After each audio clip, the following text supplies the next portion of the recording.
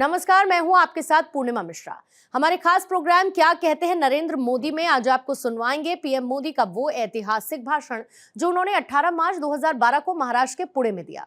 अपने भाषण में मोदी जी ने कहा कि भविष्य में डेवलपमेंट 3 मेजर पिलर पर होगा, जिसमें एक है आईटी सेक्टर, दूसरा बायोटेक्नोलॉजी और तीसरा एनवायरमेंट टेक्नोलॉजी। इन तीनों पिलर पर नई दुनिया बसने वाली है और इसीलिए हमें हमारे सारे ह्यूमन रिसोर्स डेवलपमेंट को इन 3 मूलभूत साइंस के आधार पर डेवलप करना होगा। ये बात सही है आपकी कि जिन्होंने पहले गुजरात देखा है और आज के गुजरात में ग्रीनरी के संबंध में बहुत ही बदलाव आपको नजर आएगा। इवन कच्छ जो एक रेगिस्तान माना जाता था और हमारी तो गुजरात की स्थिति ऐसी है कि यहाँ रेगिस्तान है, उधर पाकिस्तान है।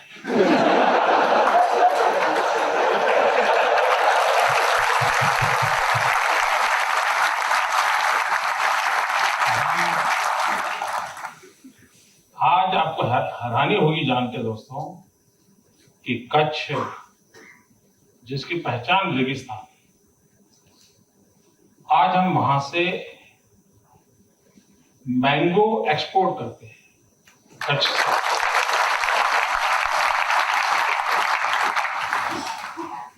और हॉर्टिकल्चर में आज कच्छ लीड कर रहा है, जो कोई सोच नहीं सकता। एक बहुत बड़ा बदलाव आया है। एग्रीकल्चर सेक्टर में हमने बहुत यूनिक काम किए हैं। जैसे हमारे यहाँ ये मुंबई से सटा हुआ इलाका है जो वलसाड़ जिला जिसको कहें, डांग जिला, किसी जमाने में गोवा काजू की खेती के लिए मशहूर था।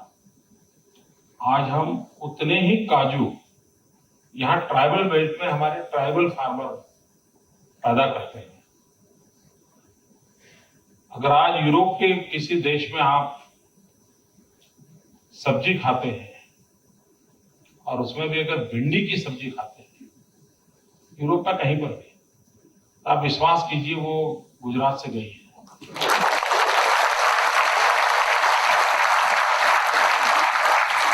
अगर आप अफगानिस्तान कभी जाने का मौका मिले और टमाटर खाएं तो समझ लेना वो मेरे यहाँ से आना है। और सिंगापुर में अगर चाय पीते हैं तो मन लेना कि दूध मेरे गुजरात से आया है। तो एग्रीकल्चर सेक्टर में जो कोई सोच नहीं सकता, इतना सारा काम वहां हुआ है। शहरों में ग्रीनरी, उस पर भी काफी बल दे रहे हैं। गुजरात में 1600 किलोमीटर समुद्री किनारा है और इस भूमि को बहुत संकट माना गया कि हवा का कोई उपयोग नहीं, पानी का कोई उपयोग नहीं, जमीन का कोई उपयोग नहीं, और ज्यादातर हमारा सौराष्ट्र खाली हो जाता था। और उसी मुसीबतों में से तंती परिवार पैदा हुआ है क्योंकि उनको था कि वहां कुछ होने वाला नहीं है, इसलिए वो छोड़ दिया, भाग गए वहां से। और ऐसे नहीं, कई परिवार भाग गए, खाली हो गए। आज स्थिति बदल चुकी है। आज हमारा वो समुद्री किनारा गुजरात की समृद्धि का प्रवेश द्वार बना है। आपके भी जितने इंस्टॉलेशन है वो उसी समुद्री किनारे पर है। यानी जो कभी बोझ लगता था वो आज अवसर बन गया है। पोर्ट सेक्टर, हम हिंदुस्तान के प्राइवेट कार्गो का 80% कार्गो हैंडल करते हैं गुजरात के समुद्री तट।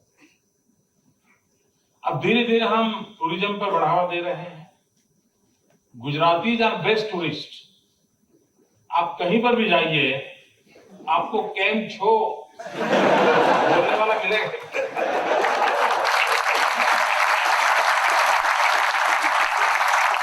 5 स्टार होटल में भी अपना डिब्बा खोल के खाखरा निकालता होगा।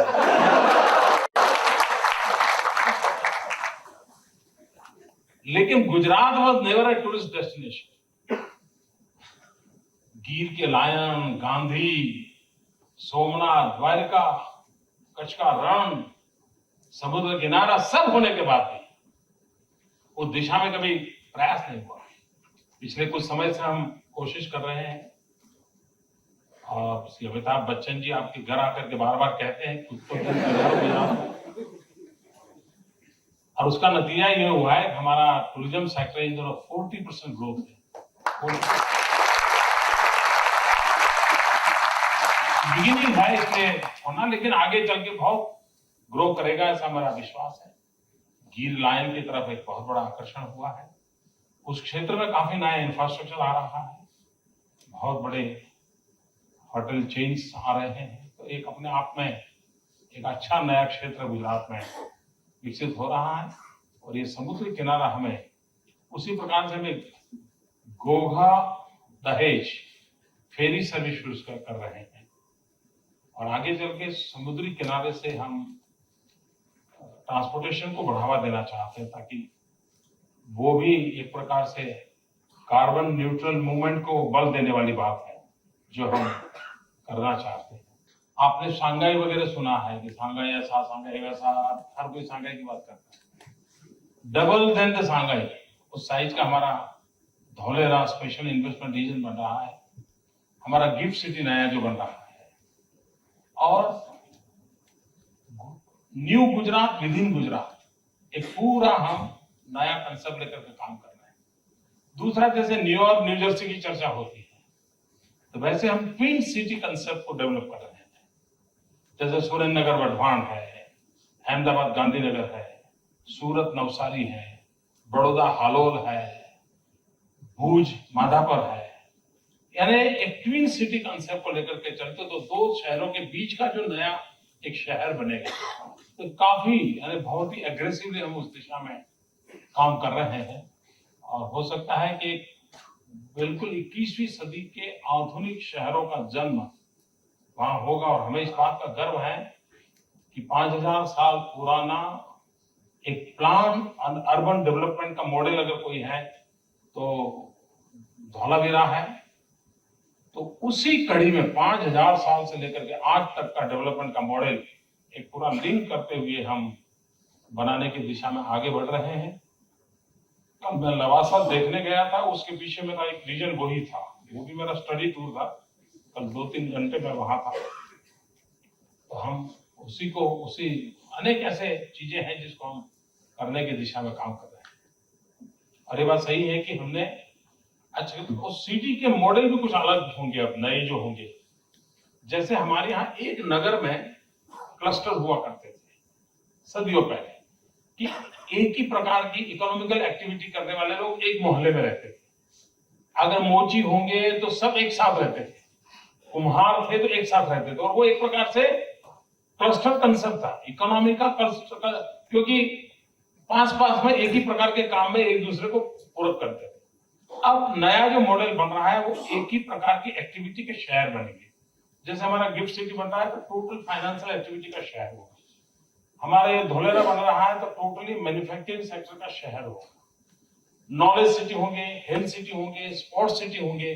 ये एक नया ट्रेंड होगा और गुजरात शायद उसमें लीड करेगा।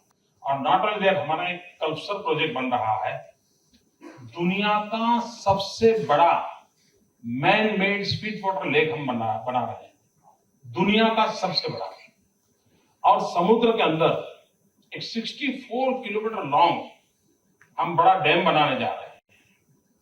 अभी उसके भिन्न सर्वे चल रहे हैं। उसमें मैंने एक काम तुलसी भाई को दिया, जो 64 किलोमीटर लॉन्ग हमारा समुद्र में डैम बनेगा, तो उसी के तहत अंदर हम ऑफशोर विंड एनर्जी को काम कर सकते हैं।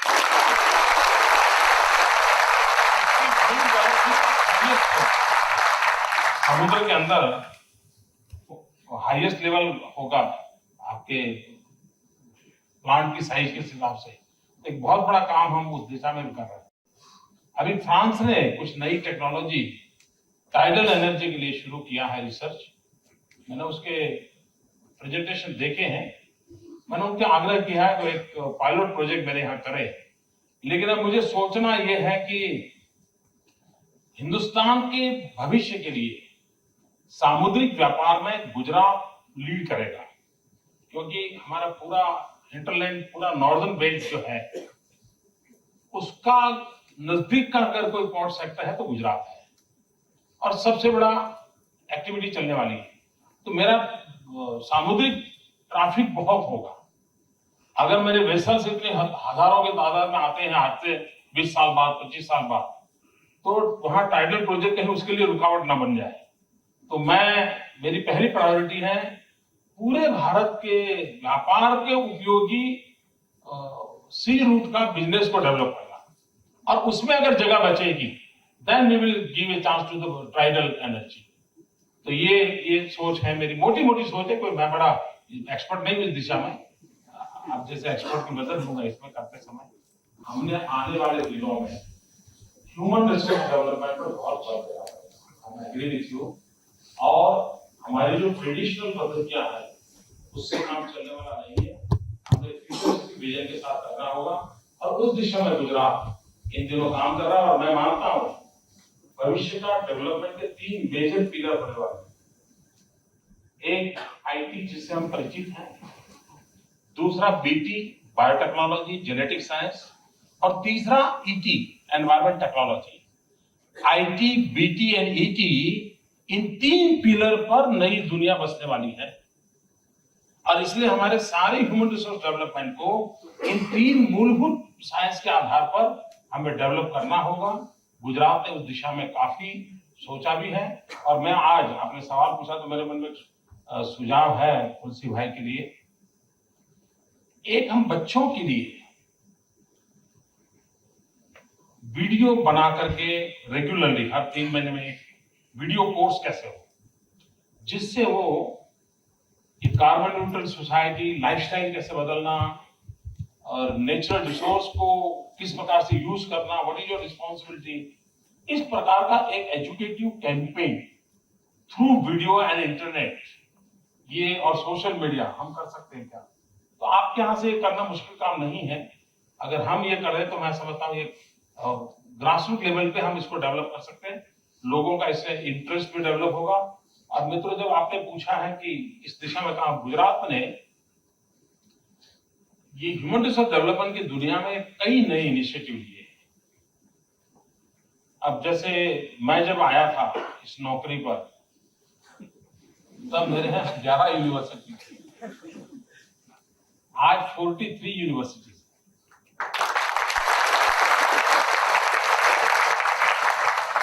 और हम पब्लिक प्राइवेट पार्टनरशिप के मॉडल पे काम कर रहे हैं। मैं मानता हूं ये सरकार ने ही सब करना चाहिए, सोच ही गलत है।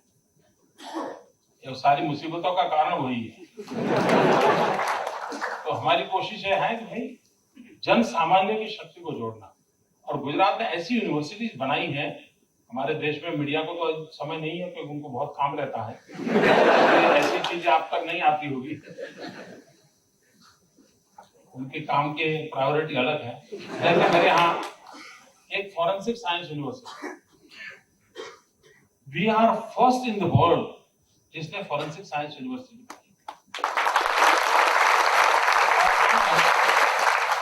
दुनिया में जितने भी इस क्षेत्र में काम करने वाले देश हैं वे उसके पार्टनर बने, चाहे इजराइल हो, कनाडा हो, ऑस्ट्रेलिया हो, जिसने इस दिशा में पहले काम किया हो, और we are first in the world.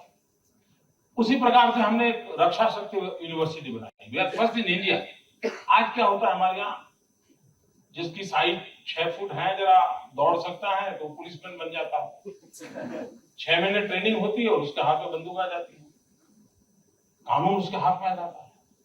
हम चाहते हैं कि इस प्रकार के बजाय ह्यूमन रिसोर्स डेवलप हो, then he should decide to go in the defence forces. तो मैं अभी ग्रेजुएशन वगैरह इसी में करवा रहा हूं, और एक बार वो उस फील्ड में ग्रेजुएट करेगा, फिर वो अपना सिक्योरिटी फोर्सेस में जाएगा, या वो अपनी प्राइवेट डिटेक्टिव एजेंसी चलाएगा, प्राइवेट सिक्योरिटी एजेंसी चलाएगा। टॉप क्लास मैन पावर हम इस दिशा में तैयार करना चाहते हैं।